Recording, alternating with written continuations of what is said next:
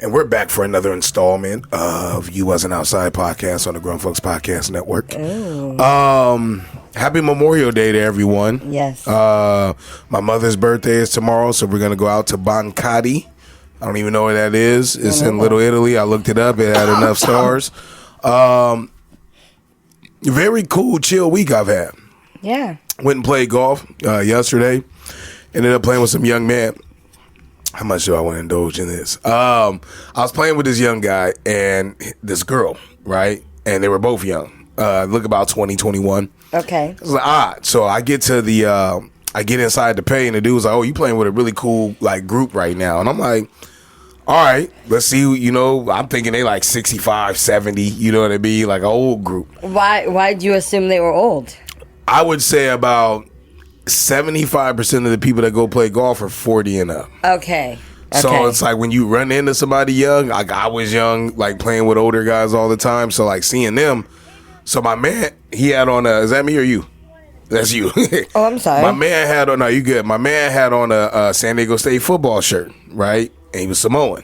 Okay. He had the tattoos to match it, right? Solid build, right? I'm like, yo, 2 years removed from high school, and my man looked like a Greek goddess, right? He looked like Maui. I was like, yo, like, but like in shape Maui. Like, I was like, that's crazy. Then the girl had a San Diego State golf bag. Oh. So I'm like, oh, now women's golf is just as competitive as men's golf. Them girls are good. She gets out there, starts striping it. Found out that this young man knows somebody like who we know. Okay. So we get to the fourth hole. I call said person that this young man knows. Oh. And the funny part is he grabbed the phone and he started walking away. And I said, oh, I know this move. Are you getting jacked? No. He was with that young lady, and he didn't want my mans to see him with the young lady. Like, nah, I ain't ready yet to reveal this. You got it. And the gentleman that knows this young man knows his mom. So I'm just laughing. Oh, yeah. So I'm just laughing. I'm like, yo, this is funny. That's a move that, like, I would have pulled young me. Like, mom's like, who you with?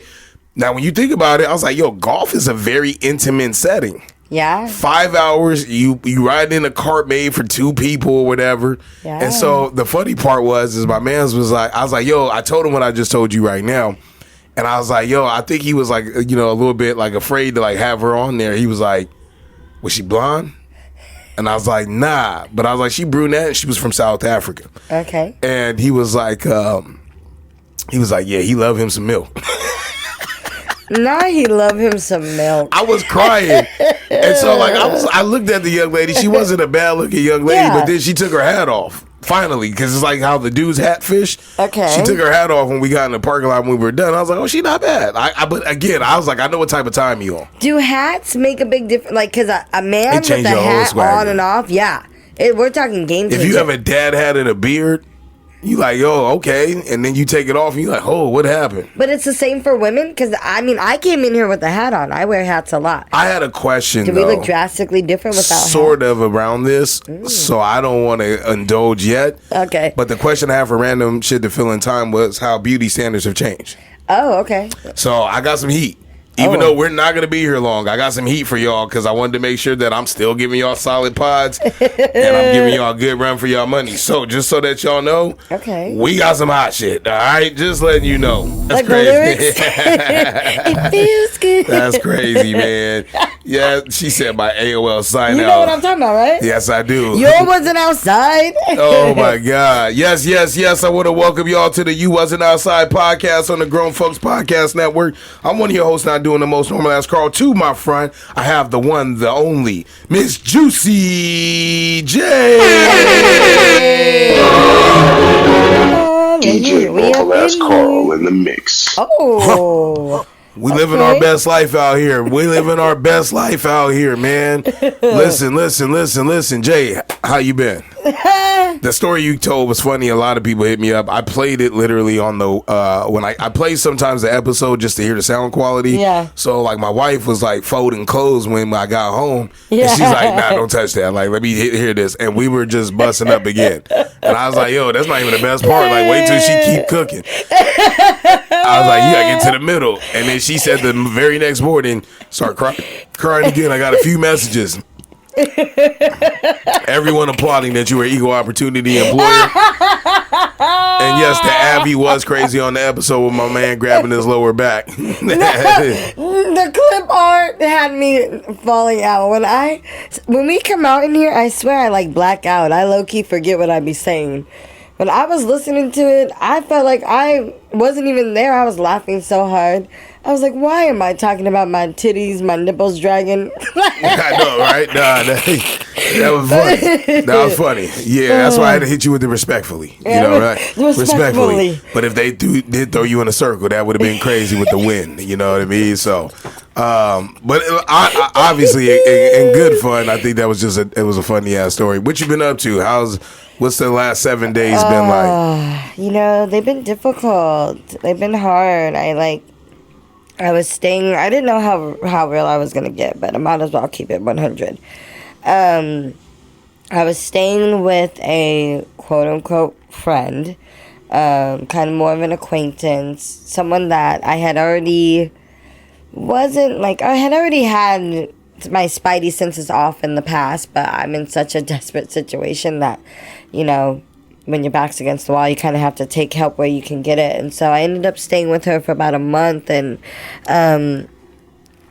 just drama, and it just ended up not being like a safe situation. And so we had to leave suddenly. And so luckily my mom was able to help out with the kids. So I've been taking them after school, after I take them to the park, after I feed them. I've been taking them to my mom's house to sleep and then shower. And then, so my mom and my oldest have been helping out with that, and then picking them up in the morning and taking them to school, etc. But so for the last week, I've actually been sleeping in my car. And yeah, and so I've slept in the car before when we were homeless before. Right. But it's been like, God, it's been almost 3 years since I've been homeless. Last time I was homeless was when I was pregnant with my twins, and my twins will be 3 in July. And so, you know, it's kind of like this like awful full circle moment where it feels like, oh my God, like I'm in the same position I was like several years ago. Like, how am I back here? But there's some upside eventually. Yeah, no, I think that like I really just feel like I'm at this point in my life where like anything that isn't really going to be healthy and beneficial for me is just like falling off.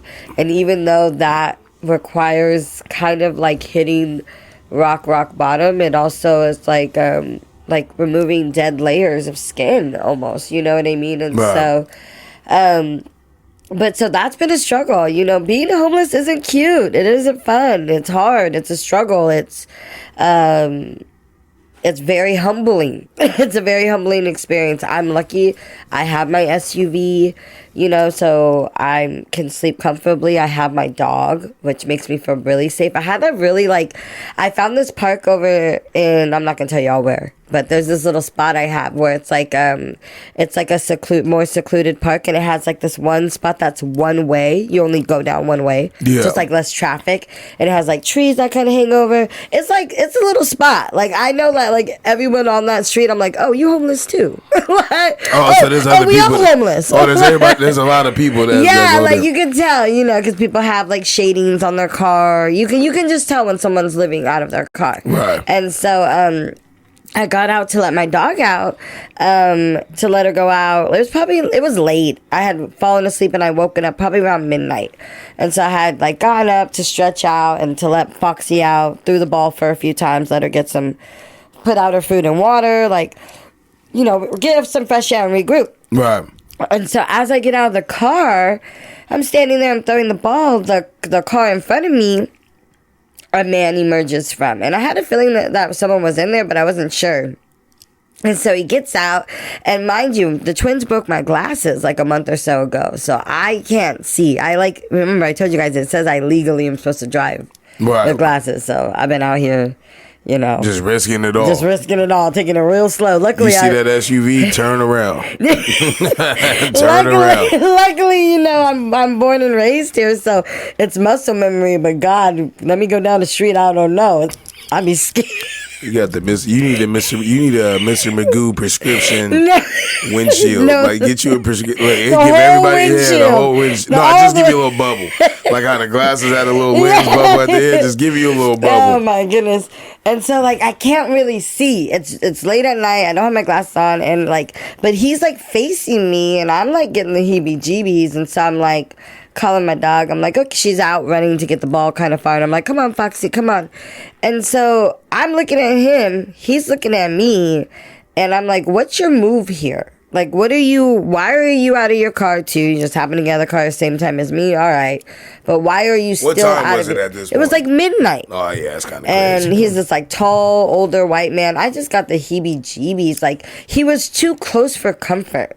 Did you ever talk to him? No, I just stared at him because, like, one thing that, like, I forgot on some murder mystery doc that, like, when you look like you're trying to, like, shy away, it almost makes you look more vulnerable. They say, like, if you feel like someone's, like to look at them. Like, yeah, I see you. Like, you see me, I see you. Like, Was there anybody else there? no, I mean, maybe the other homeless people sleeping in their cars on that street, but we were the only two out on the actual, like, outside of our cars on that street. Yeah. And he was just like, and we were just, our cars were parked, he was right in front of me.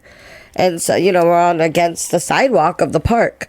And so he was just looking at me, and I was just looking at him, and he, like, did not stop staring. So finally I called Foxy over. I was like, come on, let's go. And I just got in the car, and as soon as I started getting in my car, he got in his car. It was, I don't know, maybe I'm just, like, paranoid. Did you drive off after that? Nah, I was in a good spot to park in. What the hell? You ain't kicking me off my turf. Oh, my God. Shoot. I'm fucking We weak. homeless gangs out here, okay? So he stayed there, too? He sure did. You didn't see him the next morning? I didn't. His car, he must have took off before I was up. You probably, man. You black your windows out and stuff, too? I do. Not the front, not the very front, but the tube in the back. The two front sides and the back passengers. That's crazy. Yeah. But Anybody that's ever, I've slept in the car by choice because we were in Vegas maybe about 10 years ago, and I had too much to drink. It was New Year's, and I tossed up on this girl's clothes that was like in the room with us. damn. And they came back. It was like New Year's. I was turned in by like 11, so Oh, they come no. at like 4 a.m. And then she's like, oh, the girl that I threw up on her shit, and she was like, How did you end up throwing up all over her stuff? I was like, I didn't have the bed, so I was on the floor, and her shit was on the floor. Damn. And I just tossed up on all of that shit. Damn. But she was like, oh, my clothes. Like, she was all sad. And then the Yeah. other one was like, you ain't shit. Like, listen, I said, yo, I'll SpongeBob meme. And I was like, yo, what the fuck is going on? So anybody that's ever been in Vegas, it drops to like below 30 temperatures at Yeah. night. So I walk out the casino, and I just go in the rental car. Yeah. And I turn on the heater, and that shit lasts for about 12 minutes. Like, when you heat a car up, It don't last long. it don't. So Yeah, you I'm have to turning do that it bitch on periodically. every 20 minutes. Yeah. I'm like, fam, Yeah. this is crazy. So, like, anybody, I look, I get it too. San Diego's cool because we don't drop below, but it's still cold. Oh no, The weather, you feel all the I weather. have to do that sometimes, like turn on the heat. But I actually, it's funny you say that because I woke up kind of congested. I took a Dayquil right before we started, and I had to take a NyQuil last night, and I had the keys in the car because I was charging my phone, and I took that NyQuil and that shit. And I knocked out, and I fell asleep with my keys in the car. So when I woke up this morning, my phone was on 3%, and my car was dead. And I was like, oh my God, I was trying to hit up my baby daddy. He wasn't answering. It was probably like 7 in the morning. And eventually my phone died. And I was sitting there like, what am I going to do? So I luckily I have jumpers on me. So I got out the car, I put up the hood, I got my jumpers out. And I was like, all right, maybe I'll get lucky and someone will stop and be like, do you need help? Because that happens sometimes. Right. But the car in front of me, I heard it. I heard the ignition go on, and I looked, and it was this older black guy, super nice. Might have had autism. He was cool. And I was like, can you help me out? And he was like, yeah, I got you. He had like this little box he said he got from Walmart that like it's like a charger where we didn't even have to connect. Right, he just put it up there. He tried that first, but it didn't work. He was like, your engine's dead. But so he ended up turning his car around. Remember, we're on a one-way. Real cool guy. I felt so bad. He was doing a lot for me. Right. I was like, I don't even know how to hook him. He was like, I got you. And so he gave me some juice, and I was good to go. Yeah, once that alternator kick in, you should be good. I was panicked though. So yeah, so my week has been with its challenges, but it's also been with its blessings. I got like mysterious. I got like random blessings. Like shout out to Zoe's mom. She sent me a Venmo for my birthday. Karl sent me a Venmo. I had another good friend send me a Venmo. So those were all those things helped out. And then I cut my hair. There you go. Yeah, I hit up Karl, and I was just like, I had always planned on cutting it for the summer. I started going out spring last year because my twin daughter's hair was starting to get curly, and I was like, I want her to see, like, that I have the same hair and be twinsies. The funny part was she ain't trust me, though. What do you mean? She was like, yo, when the last time you cut some hair? I'm like, shit, today I cut my own shit. like I cut Zoe's hair every once in a while, and then like my own, and then like sometimes like my stepson, he had what do you call that shit? Lice. Yeah. So we had to cut the shit down just so that we could see them. Yes. And it was easier to pull them out, but now his hair's growing back. He was sick about it. But I was like, look, we throw a taper on there and nobody know the difference. Exactly. No, I trusted you, but I did think, because I was like, look, I don't know where I normally cut my own stuff. Right. But my clippers are deep in my storage. I don't even know. I don't have access to it right now. I was like, and I don't really have the funds. So I was like, who can cut my hair? I found the homie hookup, but I didn't even really ask you if you were going to do it for free. I should have, I guess, established that. I don't cut hair for money. Okay, I was like, I hope he knows. Not anymore. Like, if I cut hair for money, people would hit me up. I cut hair for the love of whoever I do it for. So, like, Zoe hit me, and he don't normally hit me all the time. Yeah. But, like, I love to reserve the right to say no. That's what your wifey said, because I was like, yeah, you're right. I was like, okay, no, I know. You came to my mind. I was like, oh, Karl's a barber. And then when I was sitting here talking with your family waiting, I was like, but when's the last time he did cut some hair? But your wifey told me that. She said that you only come out of retirement for like friends and family. And I told her that's how I am with my cleaning and organizing. Yeah. Like, it's only reserved for like, it's a labor of love now. Yeah, if you do it for money, man, then people like they expect more from you. So like for me, I just feel like it's for what? Yeah. Because you be stuck. I like back when I started, so I learned how to cut hair. Actually, we can delve into that. It was my senior project at Helix, right? So you had to do a senior project. So I would go down to my man Alex, Latino dude down in Chula Vista. I would drive over to his spot and spend like the Saturdays there, and then like I'd bring in my own people, and they let me test like on what a cool senior project and stuff. So I was like, all right, cool. So then once I learned, like I knew how to cut hair, but not like blending and all that stuff really good. He's really good, so he taught me how to do it. And these new barbers are different though. Yeah. But I started cutting hair in college, like just to make money on the weekends. So like I'd have an appointment at 5, 6, 7, 8. I'll do my last one at 9, so I have time to make it to a party. $10 a haircut. I'm making $50. Shit, I was making $10 an hour at the group home back then. Right. So I was like, fam, $10 a haircut. I'm doing these in like 20, 30 minutes. I ain't got to leave home or nothing. So I'm making damn near $200-$300 a month just off of cutting hair on top of like what I used to do. Yep. So it's like I still got it. Like, yeah. But the people like my boy Duran, I used to cut his hair all the time, but he lives so far, he'd rather just go somewhere close by, and the schedules don't line up. No, you did a great job. I was looking in the mirror. I asked him just to line me up softly in the front. I didn't want a harsh, manly lineup. I want to look like Drake is crazy. Right, and then I asked him to give me a little taper on each side. He did a great job. It looks good, and it feels like his mom asked me, how's it feel? And she was like, liberating. I was like, yeah, it feels good. The main thing, I was planning on cutting it for the summer as it was. I was holding out because I wanted to dye half of it blonde.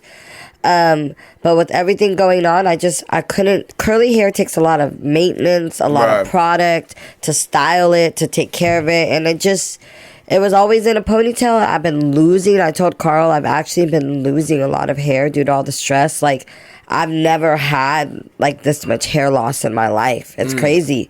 I've heard different women talk about losing their hair like in pregnancy or in postpartum.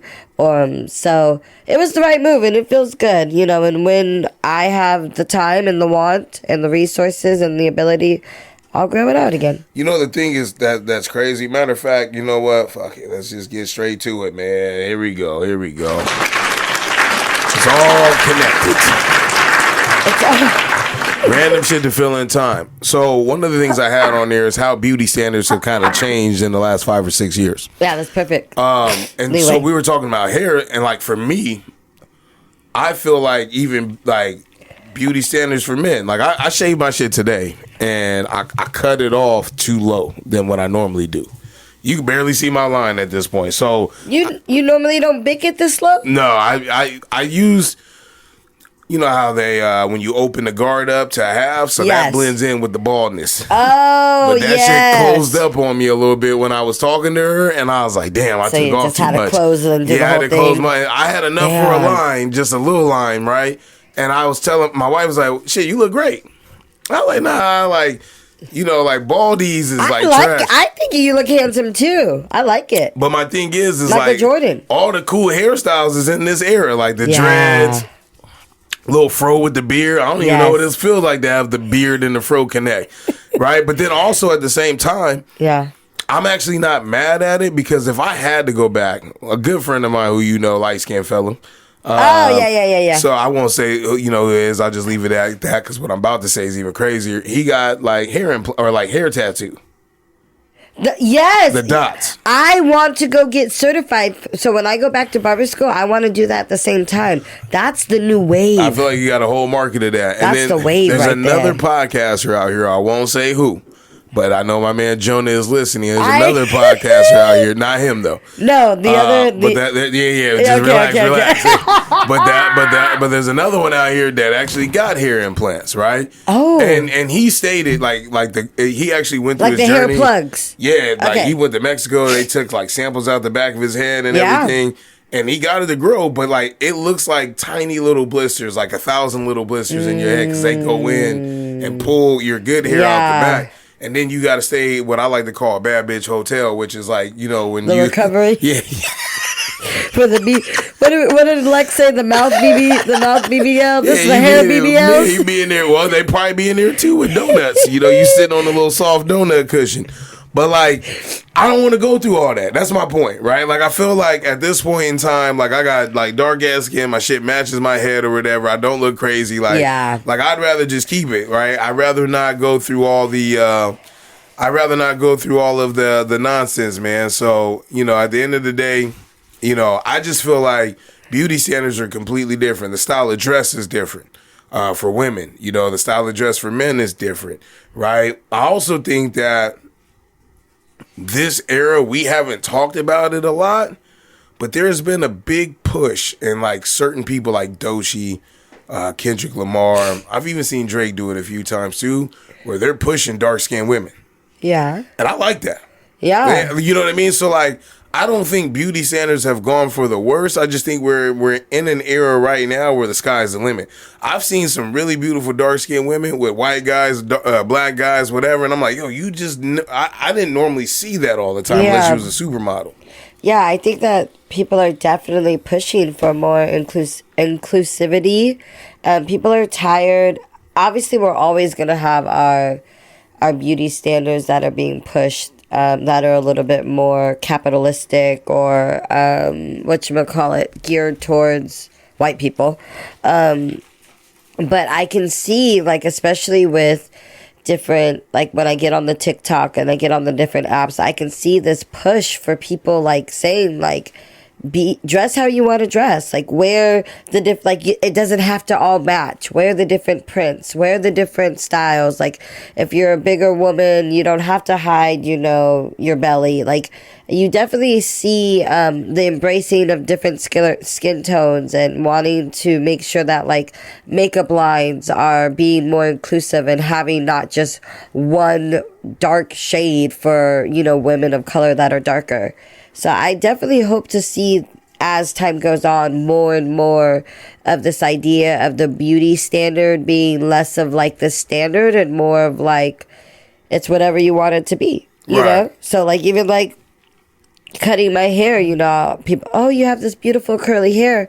Like I was telling your mom, I was like, you know, I will admit, like, I do feel prettier with my curly hair. I do feel more feminine with my longer, curlier hair. It does make me feel a different type of way about myself. It does give me a different type of confidence. However, when I looked in the mirror right now, especially after I put my makeup on, the first thing I thought was like, oh yeah, there I am. Like, that's me. Like, I felt most like me. Oh, I got emotional, but I felt like I looked most like myself than I have in a long time. I felt like the most like me in a long time. Yeah. And that brings a different type of confidence.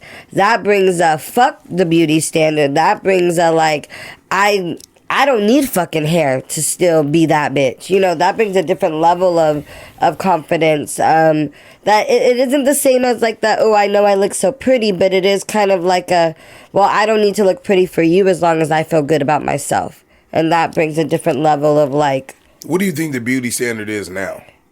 What do you mean? Like, I also think like that for women? Yes, but I also think like the age and. Well, here's the other thing. Like, I also feel like some of these girls, we got this little girl at the daycare. Her mom be dressing her up. She looked like she worked for like some government agency as like a law clerk or something. Because her mom put her in sweats with like bell bottoms that flare out. Some New Balance shoes. Yeah. And then she got a little top, but the bell bottoms is tight and they flare out with the New Balance. I was like, why does she look like she about to go on a walk? You know, for her 10-minute break. So, like her mom is dressed like, and then I see, you know, younger girls dressing like that, like the baggy jeans, big shoes or whatever, and some like odd shirt. Dude, I saw a lady wearing jean shorts and cowboy boots. Yeah. And I was like, yo, the standard of dress is just so wild out here. I think, like, but that's what I mean is that, like, people are getting into that idea of, like, wear whatever you want. You know what I mean? Like, if that's what makes you feel good or that's what you think is cool. I think people are experimenting more. It used to be more like cookie cutter, like this is how you're supposed to dress. And I think people are kind of playing around, and people are also combining different fashion sense. So a lot of times, like you'll see, like especially like in the like I've been on that like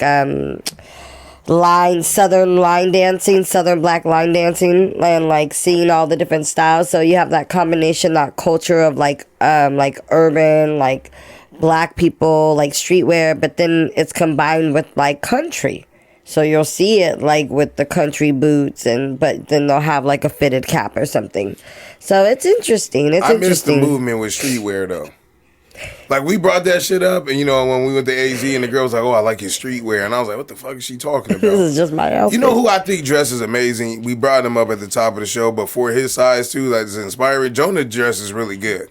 Yeah. When he put his shit together, I'd be like, man, but see, this is the thing. Like, the jackets be like $80. The pants be like $80 to $100. The shoes is $150. Yeah. Like in my mind, I'm like, yo, I remember, like, coming up, I'd have one pair of shoes, 5 pairs of pants or whatever. We spend the $200-300, some white tees or whatever, and that was it. Yeah. Streetwear seems so expensive to keep the hang with. Well, yeah, I mean, per outfit.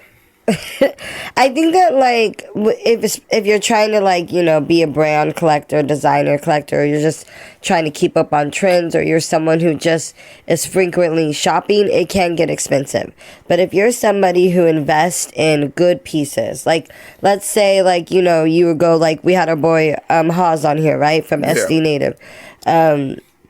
Like his, like, you know, he has some really nice, like, what you would almost consider like basics with the white tees, the black tees.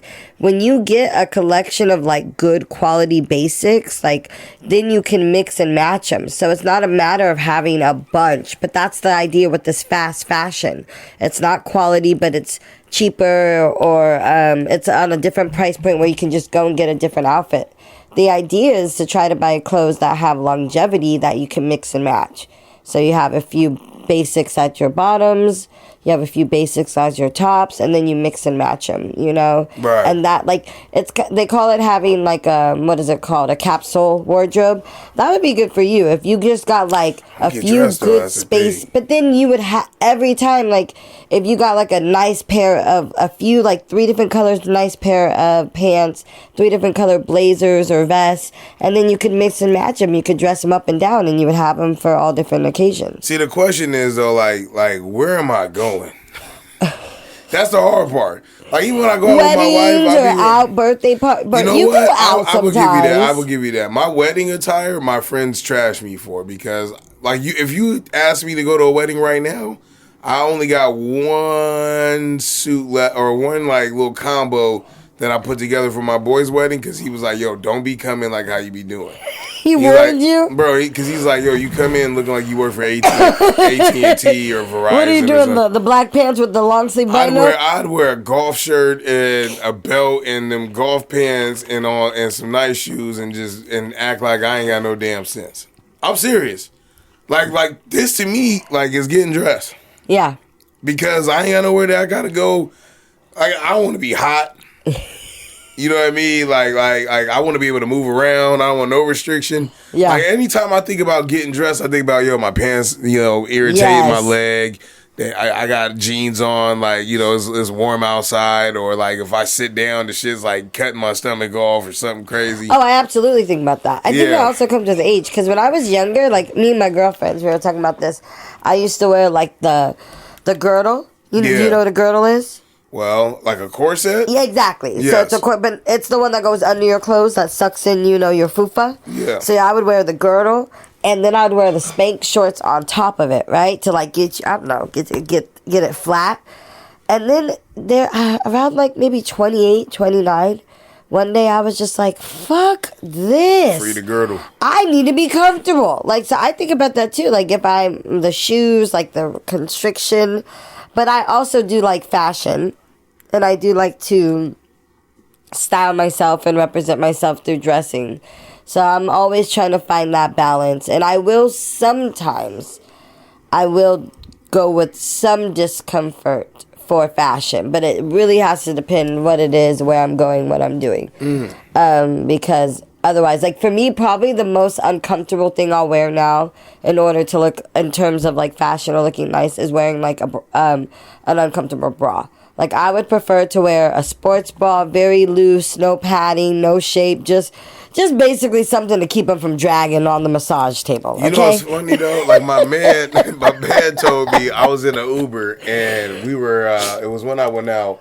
And that girl said I was fat. I remember Fuck that. her! Before I got there, I went to another bar spot or whatever, and old girl was like, "You just tighten that knob on the backside." Yep.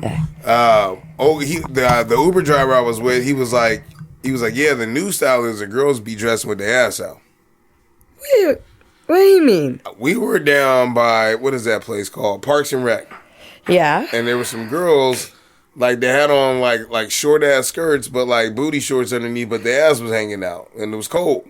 Yeah. And I was like, yo, like, that's kind of crazy. He was like, that's really the new style. He's like girls will, wear stuff where they, behinds be hanging out now. You know what? I think, like, yeah, you're saying like the whole age thing. So like, I think that, yeah, probably like she was that young. 23 and under. You seen it? I've seen it in that really young, like, we're talking like late That's really teens, bold now, though. early 20s, like straight booty cheeks. But what I'm really seeing is from women that are like probably 25 plus, really specifically like 30 plus, is you're really starting to see women dress more conservative. Or not, well, I don't want to say conservative, but yeah, a little less revealing, because I've talked about it before, like, women are dressing more for the woman gaze instead of the male gaze. When you dress for the male gaze, you dress with your ass out. You dress provocative, you dress more revealing, because we assume that's what men want to see.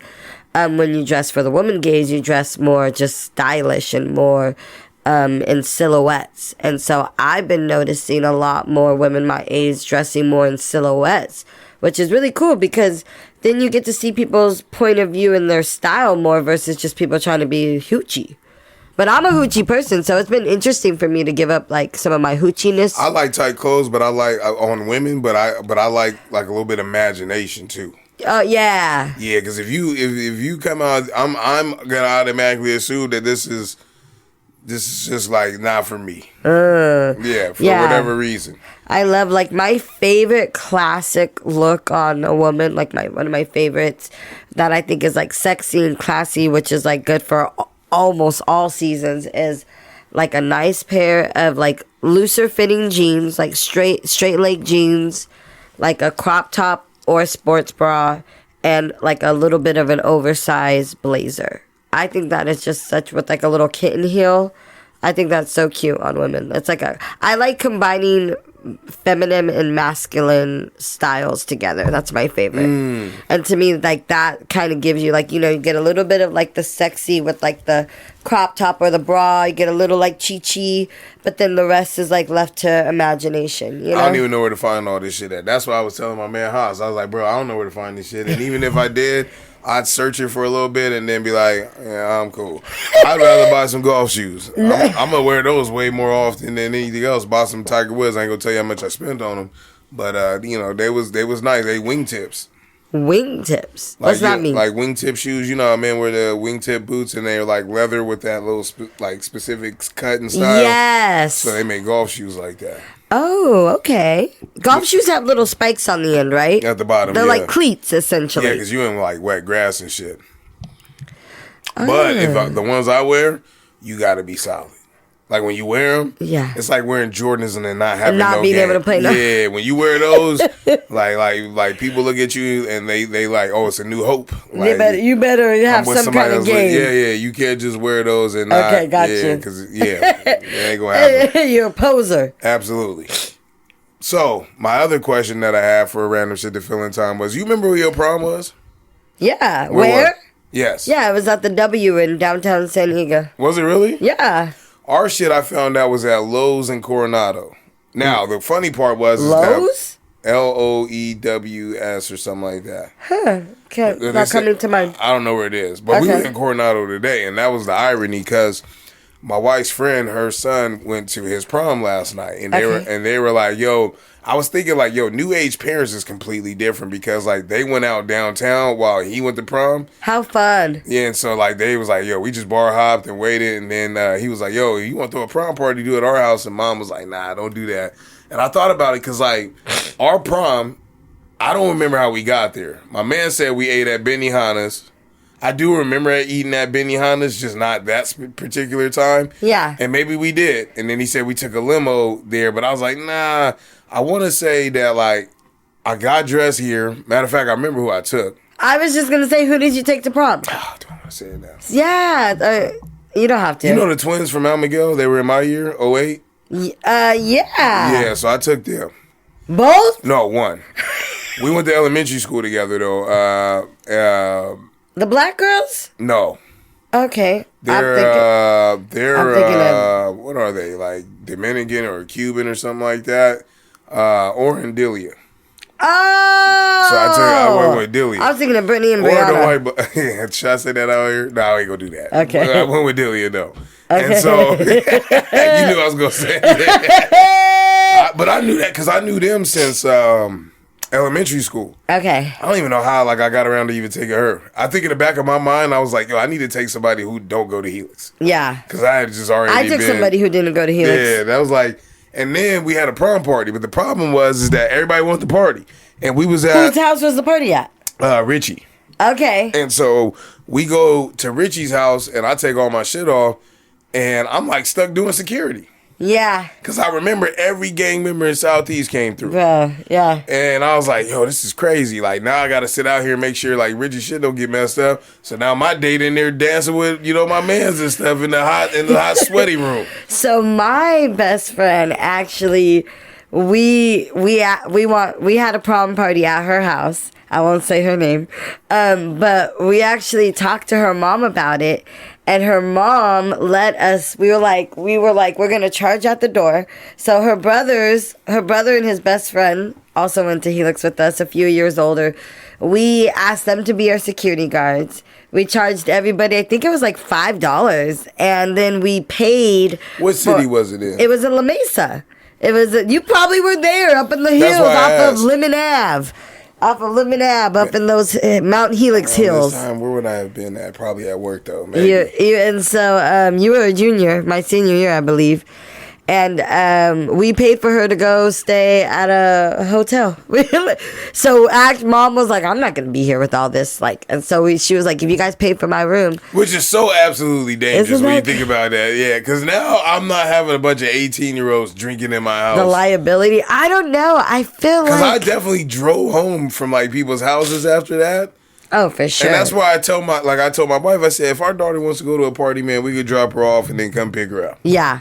Like I don't want her sneaking out, and I'd rather just be like, look, man, just tell us. Like, hopefully she ain't got that itch in her, so we'll see. She don't like dancing in front of people. She'll dance like with her group, for like her little school dance shit with a group though, but not by herself. Hell no.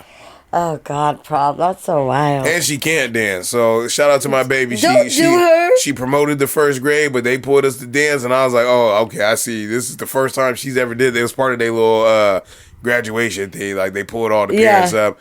The music wasn't a great choice, but still, yeah. No, I love her. What the fuck is that?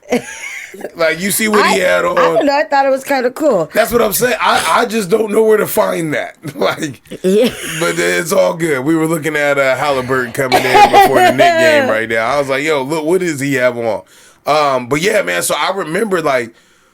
Prom was just such a big deal then, and then like now, like once it's post over, I was like, damn, it's crazy because I haven't thought about that, and it's been about 15 years. I was like, where did we go? So a few of my guys that I asked didn't even remember. So my man had to put Mike put up a little post. He's like, where did we have our shit That's at? crazy. And then Tiffany is the one that responded and was like, yo, we was at the Lowe's Hotel or whatever. And I remember being in there, but it was like, yo, we were done by like 10:30. Yeah. Got there like 8:39, was there for like an hour and a half, and then we went over to the other spot. Yeah. Which was cool. And we charged to get in too. Yeah. First time I ever had Kahlua.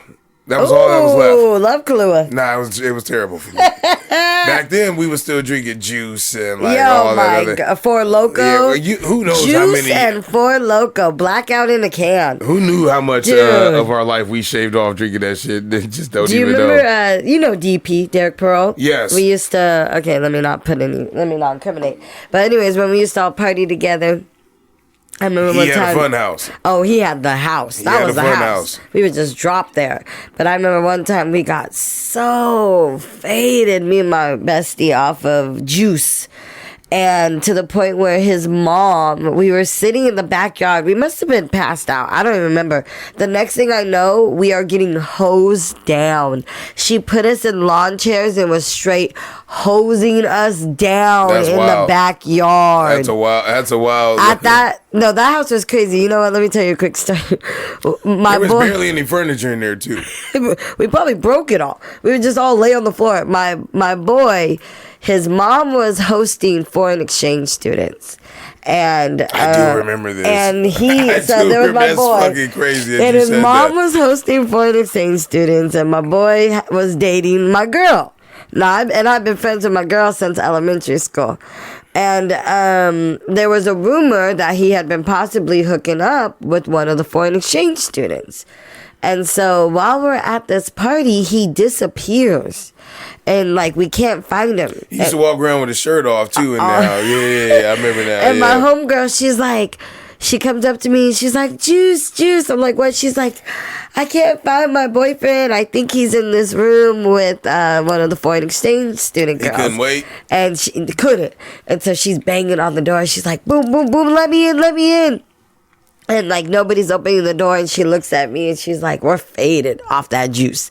And she's like, Jay, like, please, like, break it down. Next thing I know, I'm running full speed into this motherfucking door like a linebacker.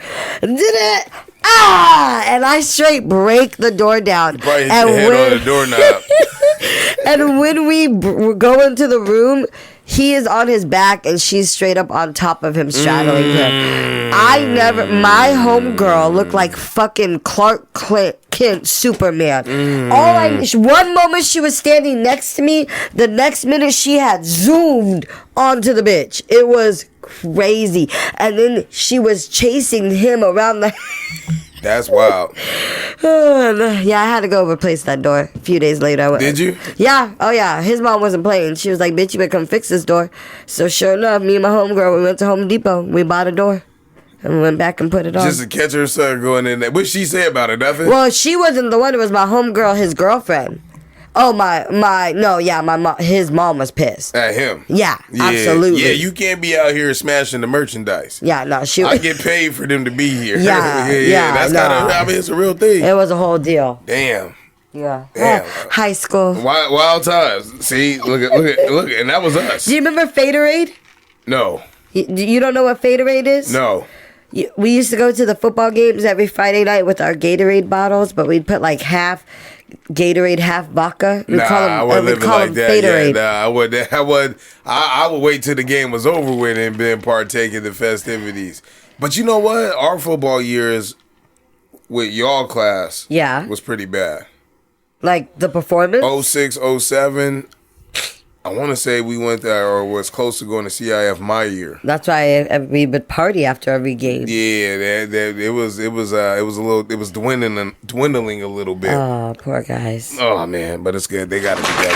Don't let them hear you say that. Respectfully. Read of the week. My boyfriend is choosing his daughter's pre-K graduation over my college graduation, and I'm struggling with how to feel. Hey y'all, I'm 26 and I'm finally graduating with my bachelor's degree this June. Getting here has taken me 8 years, 3 colleges, and 2 states. There's been a lot of sacrifice and struggle behind this moment, and I've been dreaming of the day I can celebrate with the people I love. My boyfriend and I have been together for over 2 years. We've been in the same classes for the last couple of years and have always talked about being each other's person. He has 2 daughters, ages 6 and 4 from a previous marriage, and this year both of their school graduations fall on the same day as mine. Last week during one of our lectures, he told me something that might be upsetting. He said he was planning on skipping my college graduation and attending his daughter's. Am I in the wrong for feeling upset for feeling this way? What you think? What happened? Why are you looking at me like that? Well, Jay picked this. Yeah, I did. I don't have a problem with it. With what? I don't have a problem with the subject matter. Like I'm saying, this is solid. This is solid. Yeah. I will go out on a ledge first since you dying to see what I'm about to say. I can see it in your face. Like you don't want to go. You want no parts of the story. You want to see where I stand on. I think he should miss it. Really? Yes. Wait, miss what? His girlfriend's graduation. Oh, yeah, exactly. They've been together for, 2 years? And your 8-year journey started with me at the end, and we probably met in the same place. But I have 2 kids. Yeah. So it's like you have to be understanding that you're going to take a back seat. Absolutely. Now, what I will say is my man could definitely throw a party for her that's of her own and be fine. If you only got your bachelor's, if you fucking with a real one, he gonna tell you go get your master's. Right. So then, by then, my daughter will be in 4th or 5th grade, and it ain't no celebration. Yeah. And if we're still together, you earned this, me going there. Right? But 2 states, 8 years for a 4-year degree. Hey, listen, I'm all for you, right? But you could have been done the year before that. And we wouldn't have this conflict. And if you want to share this wealth, you've been in school this whole time. You probably got student loans that I'm going to end up paying for if we stay together for the longest. So I'm going to enjoy this one with my daughter. You know what? You made some great points. Damn. Yeah. You made. I don't even know. Like, what would a woman say to you after you said that to her? Yeah. When I first saw it, when I first thought about it, I would think that yeah, fuck you. My kids come first, right? And then I was like, okay, let me put it let me try to think about it as if it was me, if I was the one graduating, and of course I wanted, my significant other, but I just there's, to me, that would almost that okay, let me ask, like, that kind of attitude to me, or not attitude, but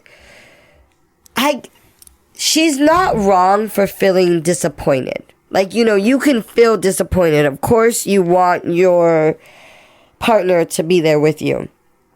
But I think where, like, you would be wrong is if you actually voice that disappointment, because those are, like, your children. You can't be expected to miss, especially big milestones in your children's life.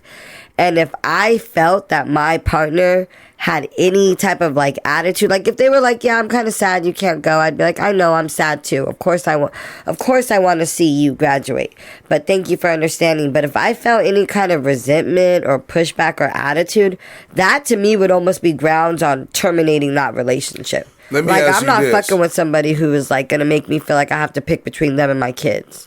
Let me ask you this, because I think this would be even a good question to ask her. Yeah. Let's say that, like, if she had a daughter, yeah, and both of y'all graduations were on the same exactly. day, you can't control what the schools pick, right? Yeah. Which one are you going to? Exactly. I'm going to my daughter's graduation. And that's what I'm saying. And if I was dating a guy and he was like, nah, I'm gonna go to your graduation instead of my daughter's, I'm telling you, Karl, I would probably start feeling, those are red flags. Right. Like, why the fuck am I more important than your daughter? That's weird, bro. Yeah, that don't make no sense. That's weird to me. Your priorities are not in alignment with mine.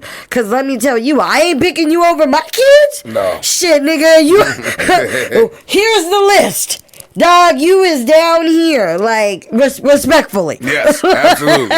Like, and if you're not in alignment, if I feel like we don't share those same values, like, that's, like, grounds for, like, we don't need to be together. Because I'm not going to, the kid was only graduating elementary school? Like, Also, bitch, are you going to have a problem every time? If we were married, I would understand, but we not. So it's like, if you and I broke up 3 years later and I missed my daughter's graduation because of some random chick. Okay, yeah, let's play. So if it was your wife, would you go to your wife's or would you go to the babies? I think we would, but we would agree to go to the babies. For our kids. That's the thing. When you play stepmom, you have to play stepmom. Yeah, you have to know your place. I'm sorry, you're just in the back. What? You know what I mean? Like, there's certain things, like, for example, my wife has to choose between some of our kids' events sometimes, so she'll go to one week and the other the next week, and they'll ask, and it's like, yeah, I don't have any, like, expectation that you got to choose one kid over the other. How you choose to divvy your time is on you. Have you ever felt upset because she had to miss something for your daughter, for your guys' son? No. Yeah. No. Because whatever he's doing, like, the way I divvy my time with them is that I do something with each of them, and then we do things together, right? Yeah. Like, I'll have them go play outside or something. We'll go to the park or go to, other stuff, like, outside of their sporting activities. So, like, my wife does all the dance shit. I ain't been to the dance class in 2 months.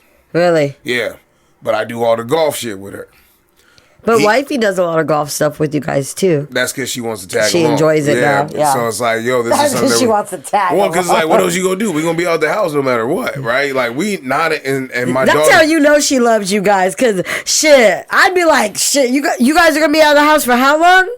And I'm chilling. But she fucking around with me, I'll be gone for 8 to 9 hours. So it's like, yo, you're not gonna take the whole weekend that I have with my kids, but like with them, just be gone. So, like, even, like, so I do all the baseball shit with him. His dad does the football shit with him. Yeah. So, it's like, yo, I don't go to football games. Oh, okay. Because I go to baseball games and I go to golf. I'm already, like, doing what a parent does. So, it's like, that time is for him and his dad. And that kind of, I was going to say, and that kind of gives, like, them their thing, you know? Right, exactly. So, it's not you like don't want I'm me not in there in the shadows like, hey, everything's fun over here? Like, yo, that's not my role. You know what I mean? So as a step parent, you have to realize that, like I knew, I had a time when we first got together, I was like, I knew these things were going to come to fruition. You know what I mean? So, like, at the end of the day, it's like, I've already prepared myself mentally for these situations. Yeah. So, yeah. I don't have anything else on that one. I had one more, though. We were going to double up. Okay. Double up. Let's hear it. Throwaway account and fake names. This one's a little bit more. I, 49, got divorced from my wife, who was also 49, because she cheated on me with multiple men. We have a son and a daughter. Our son is 22 and has always been closer to his mom. Okay. And our daughter is 19, has always been closer to me. Not knowing why we got divorced, the kids took their mom's side, obviously. Life of a dad. I recently started dating this woman who's in her 50s. Okay. She has a fun personality. She's smoking hot. She dresses very fun. When I introduced her to my kids, my son took a liking to her while my daughter was annoyed. Days later, my daughter said that my new girlfriend looked like an OnlyFans chick. If you knew my daughter, you would be shocked that she would use that as a way to insult another woman. I told her that her mom was the one who cheated on me, and then I met her after the divorce. My daughter just said, "Oh," and she got quiet. Yeah. But the next day, my ex-wife confronted me. I reminded her that I never promised to keep her cheating a secret. She said that I implied that it would be a secret based on the fact that I never said whether or not I would tell our kids. Am I in the wrong? Ooh, I told you a little tougher. Yeah, that one's tricky because I feel like she's not entitled to him protecting her secret. She's not entitled. Yeah, so she's not entitled to his protection. Okay, there right? we go. Like, so the ex-wife is not entitled to the protection of her husband from her kids because she doesn't want to be judged or blamed for breaking up the family.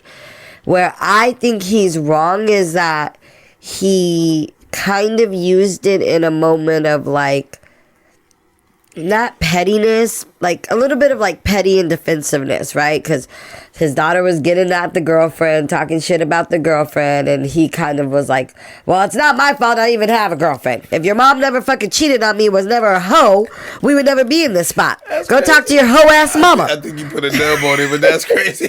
Go talk to your hoe-ass mama. That's crazy. Okay, so like, that is like, so therefore there's kind of like that, there's more of that shock value. It wasn't like he sat her down and was like, you know what, it's important to me that you understand why the marriage ended.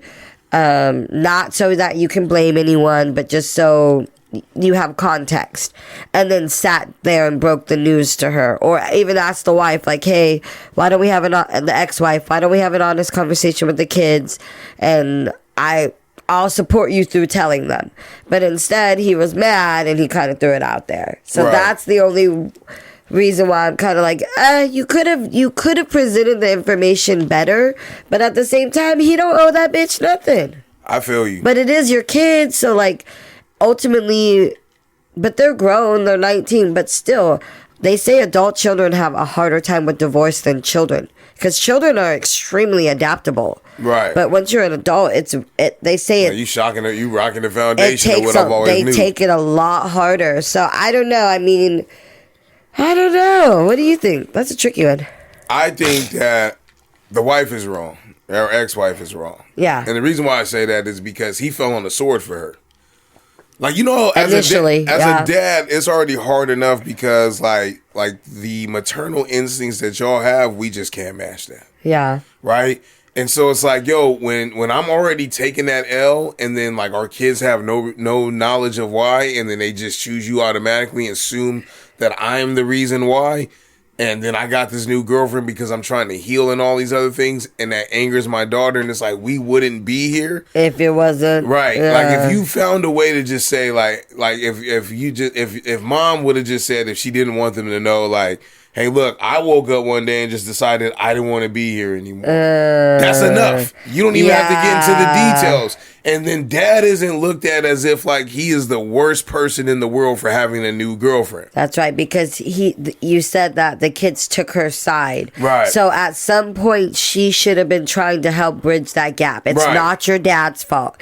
Exactly. If she didn't want to talk about the infidelity, she could have said, I wanted to leave. I ended the marriage. Right. Like, she should have taken on that brunt. Yes. So you know what? Yeah, she don't have any a leg to stand on. I think what the only part it comes down to is like, these are still our children, right? Adult, not adult, 19, 35. Like at the end of the day, it's still your child.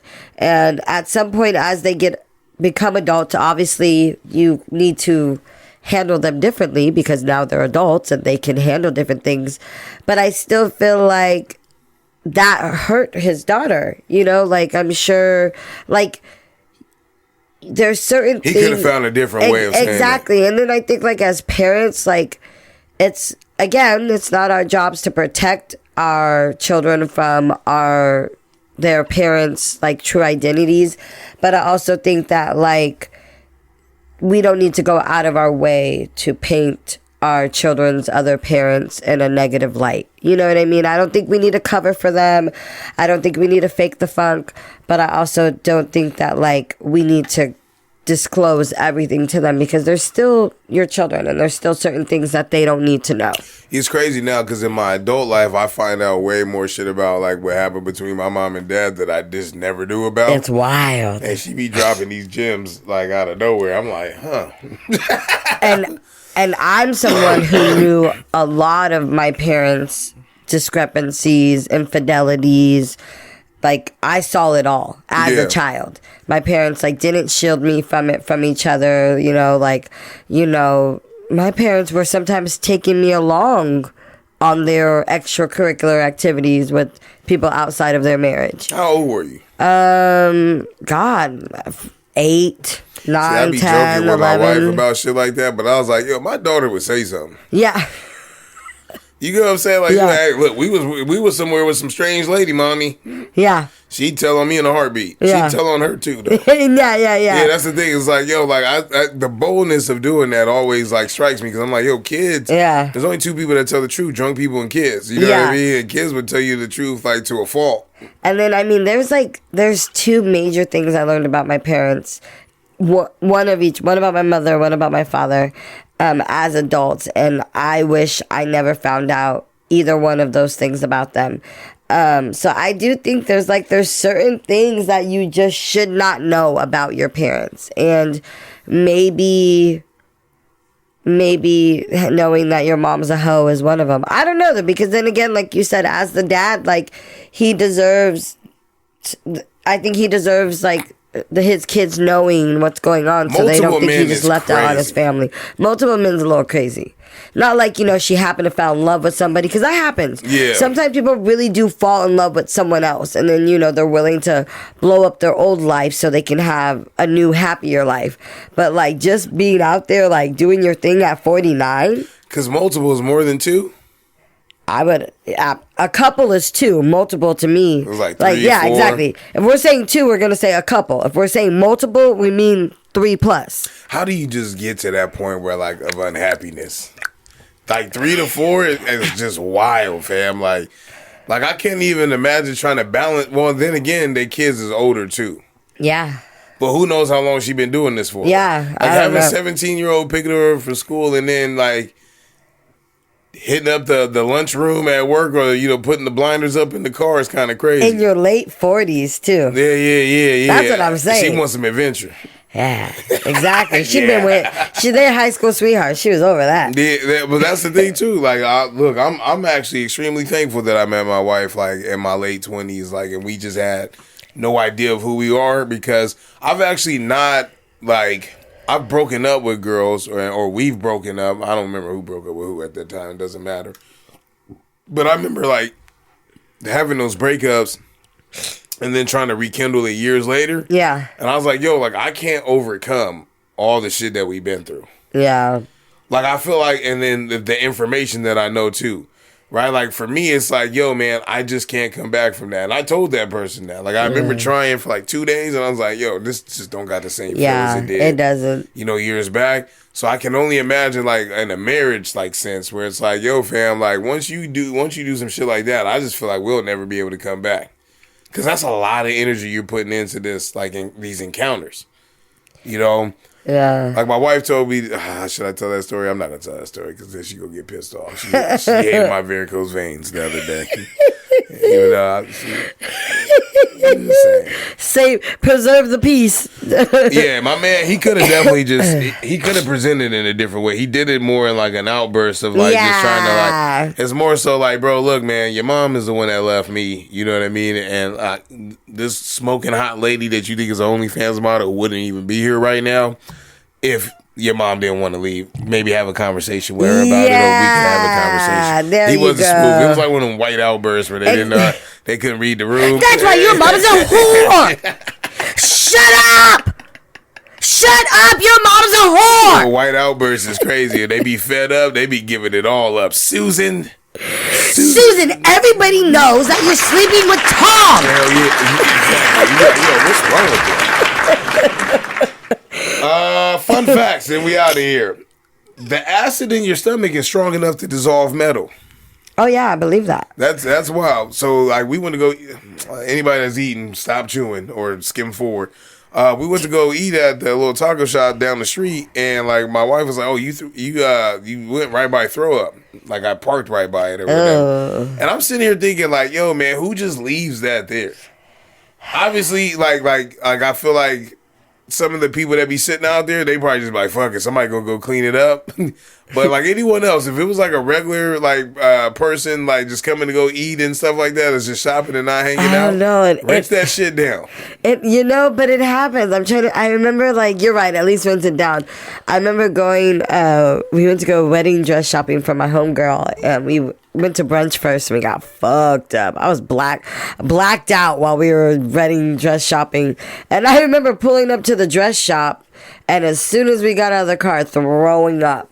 Like, just, like, literally getting out of the car, walking over to the bushes in the parking lot, and just, like, throwing up, and then being, like, swigging some water, spitting it out, being like, all right, let's go. That's like, crazy. So, I mean... If I toss up, I'm down for the count for a minute. Like, so, I mean, that's what it is. Like, most of the time when you're throwing up like that, you're not in the right state of mind where you're like, let me clean up after myself. Yeah, no, you're right. Whenever time I'm in, like, and I haven't had a hangover. I have. Yeah. Actually, you know what?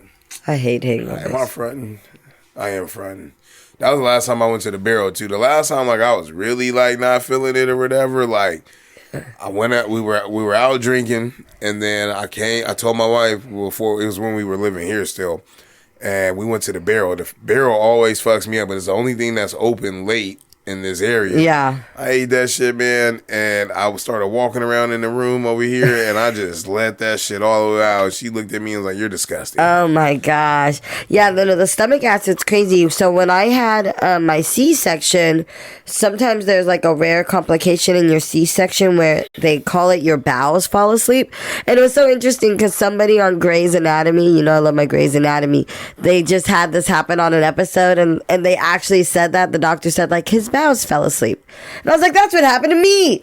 But so your digestive tract, it stops working. Like, so you're not, your stomach isn't, you're not able to shit, basically. So everything's caught up in your intestine tract. That's crazy. And so that happened. So my bowels fell asleep, and so I couldn't go to the restroom, and I also couldn't throw up, and so I couldn't eat. And so they told me, they were like, they gave me some medicine, and they were like, if you don't have a bowel movement, then we're gonna have to put a tube down into your stomach and remove everything that way. And so they had to put the tube through my nose. So you don't be at risk for like sepsis? Exactly. So I did not want that. They stick the tube down your nose into your stomach, down your throat. While you're awake? I was, most of the time, like 80% of the people who get that, you're asleep. But I was awake. And surprise, they did have to do it. And it was while I was awake. And it was probably one of the worst things I've experienced in my life. So they were like, if you don't do it, then, we're going to have to do this. And so I had went to the bathroom. I had fallen asleep, I guess, when the doctors came in, and they told my sister, they were like, look, she is at risk for dying. They were like, if her intestines burst inside of her stomach and all of her organs get mixed up with her stomach acid or whatever, they were like, it is fatal. She could die. And so I wasn't supposed to throw up. And so I went into the bathroom and I threw up, and my sister asked me, and I lied. I was like, no, I didn't throw up. She was like, are you sure? And I was like, yeah. And so she was like, sis, they said that you could die. And so finally I told her the truth, and they had to tell the doctors immediately, and then they went ahead and tubed me. But yeah, your stomach acid is no joke. It could kill you. That's crazy. Yeah. Eating through metal is wild, so I can only imagine that shit. When Just if imagine all your other it. organs like burning, like lava. The longest hiccup spree lasted 68 years. Nah. Give me septus. I'm not that's so uncomfortable. 68 years is crazy. I wonder how long they lived. I violently hiccup. Like my whole chest moves when I hiccup. What gives you the hiccups? Usually eating too fast for me. Yeah. I feel like That's the one. And I hate hiccups. I get painful hiccups. Like it hurts. Do you know what I'm talking about? Like those like sharp ones. You can feel it in your chest. Nah, I get the ones I get make me feel like I'm about to hurl or something, man. But I'd be like, yo, I'm not enjoying this time at all. Like, no. There's a basketball. No. We are so old. There's a basketball court on top of the floor of the U.S. Supreme Court. It's called the highest court in the land. Are there walls and fence around it? I never seen it. I never. I'm trying to imagine. What's my guy's name? The black dude that's the Supreme Court justice, just going out there shooting buckets in between time. I can only imagine, man. In his robe? Yeah. Like, there's nobody in there. Supreme Court, they cooking right now too. Just so y'all know, they granted those 350,000 Venezuelan people that were once granted access here.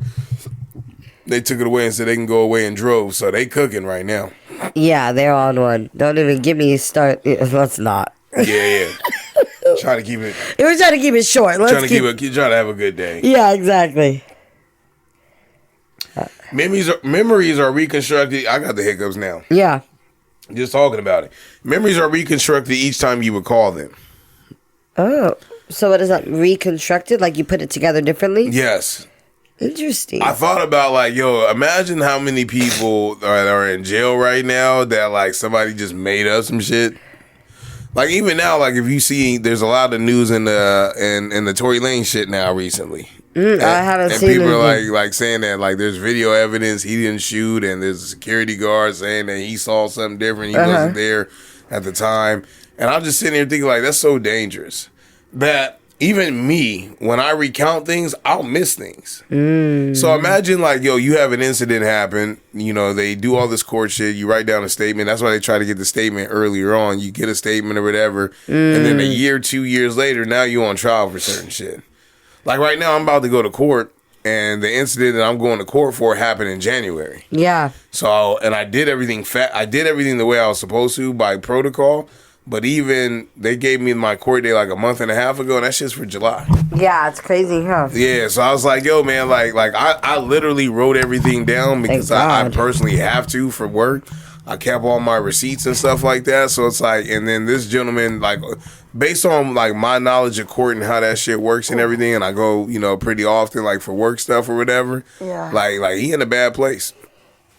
Like he really in a bad place for not like, you know, keeping tabs on shit and not responding. Like I know all the non-responses, the governing board that governs the type of work he does. He ain't respond to their investigation, and I got that info. I found out that the person that he sent to my house is not even a valid employee there in the first place. So it's like, bro, I have all this evidence mounted against you, right? And I don't even think, like, that's the other thing. Most people think that when you go to court, you're awarded like money or whatever, and people just pay. Yeah. Like even after the payment process, he could still not pay, and then I gotta go garnish wages and all this other shit. So it's like I'm in for the long haul. Yeah. And I told bro in the text message, say, "Yo, we can do it this way," because the old way, like I end up going to jail for something that like it ain't even worth it. Yeah. So I just fight you this way, and I'll get on the back end. If not, you just lose your license to do shit. Yeah, but I don't give a fuck. That's on you. So you think he'll settle? At this point, are you willing to settle? He won't settle. I won't settle for nothing because of how he acted. Yeah, now, you know what I mean? Exactly. Now I'm not giving you no. Yeah, because like what you did was kind of crazy, bro. Even in the moment, like I wrote all those things down. My phone conversations, I kept it with me. Like, oh, you didn't have a contract. Well, I don't need a contract with you because you know that's why you sent this guy here. Yeah. You get what I'm saying? Like the money didn't add up to what he was trying to fix. I didn't know that coming in. Yeah. I had to find all this shit out later on. So it's like, yo, that's on you, bro. Like, oh, well, you should have hit up. No, if I hit you up to do something and then somebody else that someone else did and you accept to do it, then now you have responsibility exactly. for it. You know, and there was nothing wrong with it before. Like, I have all the before and after shit. Like, when I did my call, basically I had some water. Bro broke a shower in the house, and he had water like leaking out our fucking ceiling onto the floor. I'm like, bro, I've had too much of these issues or whatever, man. Like, this is stupid. So I said, hey, man, you did this. His remedy wasn't like I had already been through this. So the remedy that he had already like said he was going to do wasn't going to do nothing. The solution wasn't a solution. And so I said, it's cool. I'll take care of it, but I'll catch you on the back end, right? And he was like, so now when I send him messages. Or when I was sending messages, he wasn't responding. And then when I tried like other avenues, like hitting him up and shit, he was like, "Oh, we didn't do any work there." I was like, "That's crazy." Because like when I called initially for like you, straight denied. Yes, the amount of water that was in my house within 2 hours, and my original call was 2 days before that, it don't add up. Yeah. Like, there's no mold damage in my house or nothing like that. We were able to salvage a lot of shit. Yeah. So, like, my story is plausible. Yeah. Meanwhile, on the other end, when I have people reach out to you and all this other stuff, like, I can't get information from you. Like, you won't answer the phone. So now you've probably had a stronger case in the beginning. Yeah. Had you played the game. Exactly. But now you're not playing the game anymore, so now it becomes an issue. That's why I won't say nothing about this is how I know, like, I don't want to fuck up what my opportunity is. I ain't brought up they shit on here at all. Yeah, exactly. By the time that shit's resolved, I'll never put it here. I never put a Yelp review up or nothing. Like, I haven't said a word. Yeah. So it was like, bro, I'm going to just leave it. Yeah. And then say, this is the ordeal. So, yeah, man. Well, yeah, when you're not, and you'll DQ yourself in the court system. Absolutely. And they're hoping you are. You know, so all of this, I mean, him not being in compliance with all the things, it's going to work out in your benefit. Absolutely. So. And they're going to get him no matter what. Because, like, this shit, we going on 4 or 5 months when they got the investigation trying to call bro. So, yep. You lose your license, man. Sometimes people think avoiding, that avoidance will catch up to you. Absolutely. It'll make shit worse. Absolutely. Accountability, folks. But it's the long game. So, like, I put that out there. I'm not, like, a sue-happy person. It's my first time doing this in terms of, like, my own personal shit. Yeah. And it's like, yo, man, like it's a lot of work, but people make a job out of this shit. No, it's my grandfather, my tata, he's actually wrapping up a lawsuit. He had went into a convenience store, a gas station, God, almost 2 years ago now. And I guess they were doing like some reconstruction or something in the gas station. They were doing some remodeling in the gas station, but then still had it open, and I guess it wasn't properly, blocked off or whatever. My tata's an old man, and he was walking and he slipped, and he fell. Like, he was just walking and he fell straight up and landed up. That's crazy. And he already had some back injuries, and this just like. It's been terrible. It's been sad. He was still working. He had to stop working. He has to get these shots in his spine so that like numb him, so that way he can just not be in constant pain. They want him to have surgery, but he's so old and he's a smoker. The surgeons told him he has to stop smoking. And so it's a whole thing, but my point is, it's been like,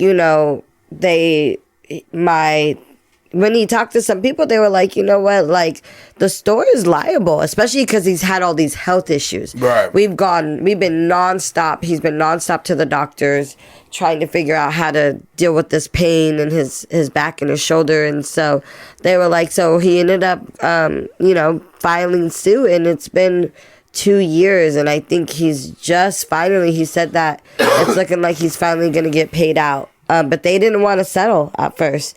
They figured he's an old man, they thought that they could just dog him, but he hung in there, and now he's about to get his pie, but it's 2 years later. Yeah, the right way is the hard way. You know what I mean? But then the other way that we would justify leads to you getting in trouble. So it's like, I'd rather not now. At this point, one of my idols is Jay-Z, so it's like he gets too happy too. You can't be out here playing Diddy, putting hits on people. Speaking of which...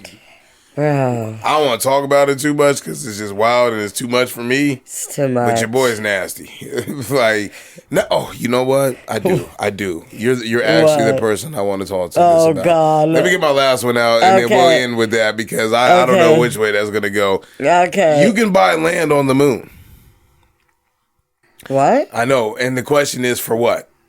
Right? Like, it's not like I'm gonna go build on there, like, and install plumbing and maybe shit. but maybe you're like great grandchildren. Maybe that's like investing in future real estate. Man, they better figure out the gravity issue there, then and sell some gravity boots on Hey, Temu. shit, maybe you're gonna be like Bitcoin. We're gonna be all pissed we didn't jump in right away. Yeah, there's no water, nothing on the moon. I'm not buying no I thought land. Bitcoin was a fraud. Look at me. Look at Bitcoin now. I definitely made some money off of it. Yeah. Yeah, nothing crazy, but like enough for me to be like, oh, okay, I'm good. I made about like a G. See, 400. oh, that's not bad. I thought like there's no way this shit's legit.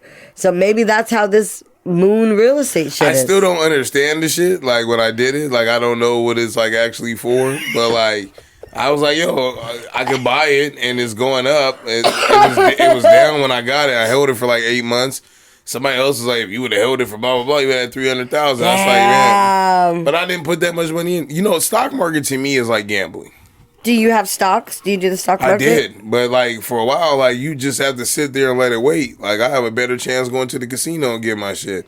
So you don't believe in investing in stocks? No, not really? not like that. How do you grow your money? I believe real estate is better than the stock market. Okay. If you can find that or like a trade or something like that, and then like or like even like I'm not the biggest fan of them because of like the penalties that come with them, but like 401ks and shit like that. Yeah. Because like even with a 401k, most people don't know that like they invest your money in some 401ks into the stock market. Yeah. And so the reason why I'm not that's why they're holding it so they can play with it. But the thing is like you would hope, let's say you work at a company for 30, 40 years or whatever, you got a 401k.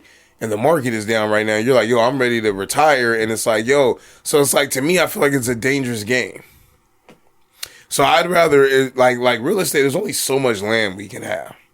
Especially here in San Diego, right? Most people don't own 2 houses here. I was talking to my guy, the one that his son went to prom or whatever, my wife's friend's husband. He was like, yo, we think about moving out of our house and like doing the rent. Like moving out, charging people for rent, and getting our own apartment so it pays for itself. Yeah, that makes sense to me. That's why I'd rather invest in real estate because the stock won't do that for me. In my opinion, right? Stock, you only make money once you pull out. I can make money, or you can get dividends too, right? But the dividends to me aren't the same for the common man. I've been on golf courses where dudes like, yo, I invested $100,000 in this company. I'm up 700 right now. Yeah. Where do I have a spare $100,000? Yeah. You get what I'm saying? Yeah. Like, where do I have the money to throw this shit away right now? It makes no sense. So I get it. What I wanted to ask you. Yeah. We'll get out of here on the 3 cheers real quick. But what I wanted to ask you. Why you got that smirk on your face? Have you? Because I know you. And that's why how I paint this. I don't want you to Zoe me or Lex me. Don't Zoe or Lex me. hey, because I'm just asking now. I'm just asking. Cautious ass out. Go ahead. What? Do you feel that Cassie was wrong to some degree? Why the fuck would I feel like she's wrong about anything? At some degree. To what degree? So some of the things that they had brought up in the trial, right, was that. Oh my god! I know. I'm just bringing it up. And we have a good. I don't feel. Okay. Let me tell you where I'm at first, so you don't fry my head off. Okay. I think Diddy's wrong. I think he should do some jail time. Yeah. Right. I don't think the charges that they're putting on him, like the trafficking piece. That's what they can get the stick, but like he's a piece of shit, but it's like, damn, that's hard. But he definitely needs to go in for like the DV and all that other stuff. Yeah. Now, when we get to this side of things, right? I feel like based on some of the things that they brought up in evidence and such, right? That like I think that she was complicit or a participant in some activities. right? Obviously, right, we can get into the whole, like, hey, you're almost like when you're held captive and you, like, you know, relate to being like part of the captive. Coercion, manipulation, exactly. power of authority, power of resources, like a lot of the things that,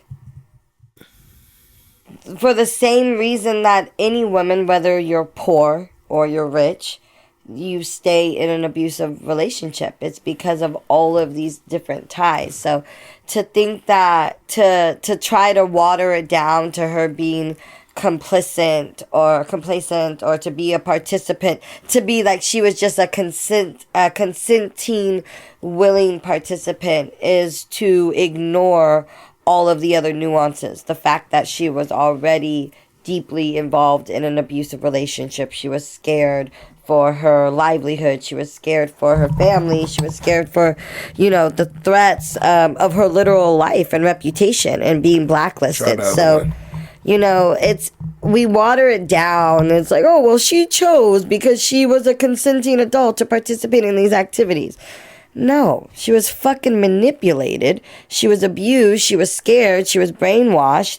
And when you are going through all these types of trauma, it rewires your brain. So yeah, no, she's not just some normally functioning consenting adult participating in these activities. So I don't think she did anything wrong. I think that she's extremely brave, and I could only imagine how it feels to have the whole... I was scared to come on this podcast and talk about my abusive marriage. I could not imagine what it feels like to have the entire world dissecting your abusive relationship and still finding ways to blame you or hold you accountable or dismiss this. I saw the guy I go to church with, him and his homeboy talking about Cassie and this and that. You know, and I was like, I started to say something and then I had to just rein it in. Because I was like, you know what? Like, I can't understand. I haven't watched closely to the trials, and I haven't been watching all of the footage because it's a trigger for me. Yeah. And the biggest trigger for me is having to listen to men try to justify, explain, give some kind of pass, or try to somehow flip it, or I just can't handle it. I'm just like you, like it's baffling to me.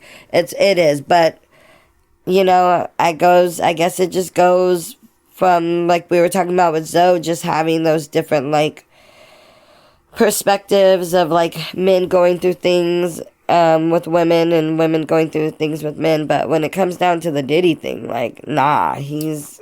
No, he's a piece of shit. Don't get me wrong on that. But, and I do think that, like, you know, because people think that, like, you know, oh, well, this is a DV case, so how come they're getting him on, like, the racketeering and the conspiracy and this and that? But you have to remember that when you start doing sex crimes across state lines, and you start bringing in people to commit sex acts, that, like, when it's not just within your city, but it's actually crossing different states, so you're flying people into the freak offs, you know, then those become actual federal sex, like, slavery charges. And so it's not a matter of him just, and that's when you can start going into, like, the conspiracy and the racketeering and using your abuse of power and this and that. So it's not a matter of him just being, like, some nasty guy who was just hiring prostitutes. We have to understand the fact that the way that he's leveraging his power, his business, and his money into his sexcapades is what makes it criminal. It's not just him being nasty. It's how he's doing it in this enterprise that's making it like a criminal enterprise that happens to be surrounded by this sex ring that is abusing, you know, men and women sexually. You said something, and I want to ask you this question with no implications on it. Okay, that's fair. If we are looking at totally unrelated, well, related but unrelated in terms of this this question I have, who is more at fault? Or do you see them equally, like how I was asking before? A pimp or a prostitute? I think that when we are looking at any kind of relation or systematic relationship, we have to remember who has the power and who has the authority. Okay. And in all relationships, teachers, students, pimps, hoes, bosses, employees, right? Okay. Whenever we are looking at relationships, you have to remember who has the more authority and more power. So in a pimp and hoe relationship, who would have more power? The pimp. Exactly. Naturally, because he controls the resources, everything else. He has the violence. He can, he has authority, and the authority comes with the resources, with having more power, and with being able to use probably physical violence as coercion, and then also manipulation. So whenever somebody is in a dynamic, in a situation, in a dynamic where one person has more power or more leverage or more control, then they are always going to be the more responsible party, because they have all of that to stand on. And when you have all of those things, then when you use that power, that leverage to be able to coerce, manipulate, or control people, then I think that's an easy question. That's why bosses aren't supposed to date their employees, because it's an imbalanced power structure.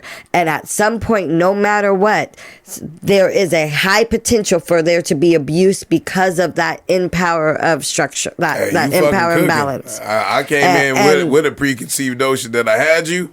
But that's a fire reference right there. As a boss, I get what you're saying. Yeah, and I'm not articulating myself as well as I wish I could right now. Because you're doing a great job. I'm depressed and haven't been thinking. My mind's a little jumbly. That's pretty damn good, though. Give yourself credit. Thank you. If you guys can just stick with me on that and just always remember that in a dynamic of people, that when there is somebody who has more authority, has more leverage, has more power, has more resource, then it's an imbalance. And when there's an imbalance, then there's always an opportunity and a high likelihood of abuse being presented. And that's why we have to be very protective. That's why student-teacher relationships, that's why there's all those boundaries and all these different industries put there, because we recognize and we know that that's what happens.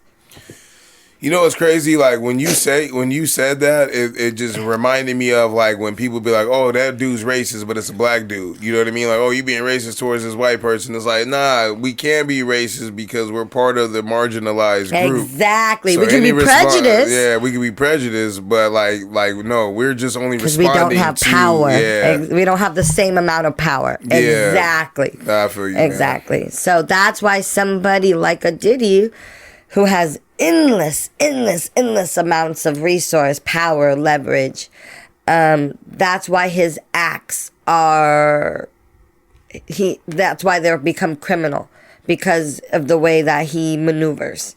And he uses his business leverages, his financial leverages to, keep secrets, and sometimes criminal secrets. So, you're right. Yeah. So that's how I see it. Shit. Well, 3 cheers for Cassie and her bravery. Yeah, honestly. And shout out to Jay for articulating that well and getting me to shut. You see, I let you cook without even challenging you, because I was like, you know what, she's got some points right now, so I'm gonna let that one go. No, thank you, because I felt like. But I wanted to ask you because I feel like most people who I would ask, they're not as knowledgeable on the subject matter. Yeah. Or even given your experiences, you've met some of these people and know how that dynamic goes more so than ever. Anybody that I would meet in that type of capacity, they wouldn't open up to me the same way they would open up to you. Exactly. And I felt like some of our listeners needed to know what a conversation is like with someone who's either had experience, advocated, or whatever. Yeah. On what that means, without it being a yell or a quick, comment section reply, because I feel like those don't hit the same. No, it doesn't. And we're so quick to ostracize women and to judge them and be like, well, it's her choice and she's doing it. But it's just, things are so nuanced and things are so complex that we really have to like understand that. You know, I was reading something that was saying like I was thinking about like where I'm at in life and where everyone else is, you know, and they were like, you have to keep into perspective like people's resources. So like, did that person grow up with 2-parent household? Did they grow up with just different leverages, right? And so they're like, it was like, remember, you're running a different race, right? So it's like on the outside, like you said, it's easy to make assumptions and thinking that someone is doing something because of free will or choice. But a lot of times people's circumstances are playing a major role into the life choices, the lifestyle that they're living. Right. So, yeah. I think just trying to just remember that and not be so quick to judge people, especially people that are marginalized. Right. Yeah. Any 3 cheers for you? I wanted to give it 3 cheers to my grandpa. It is Memorial Day weekend. My grandfather retired as a oh my goodness, why am I blanking right now? He retired from Camp Pendleton, the Marine Corps, at the highest rank. And so as a sergeant major, he retired and he served in Vietnam War. His birthday is at the end of this month, and then his 2-year death anniversary is in the beginning of June. So I just want to give a shout out to my grandfather, Patrick Wesley Fox Sr. We miss you, we love you, and we appreciate your service and all of our veterans that out there that service. A lot of our veterans, they came back and they didn't get the care that they deserve. And still to this day, our veterans don't receive the physical or mental care that they deserve and that they desperately need after going through the things that they go through to serve. So let's just remember that veterans have one of the highest suicide rates and that they really go through a lot. So if you have a veteran in your life, make sure that you're checking in on them and giving them lots of love. Absolutely. So, yeah. Absolutely. Shout out to him, and thank you to all of our veterans in the military. You know, I never got on the train of disrespecting because, you know, where my father stands and everything. But, yeah, you know, definitely salute to all of our veterans, man. Yep. Appreciate y'all. That's right. All right, we out.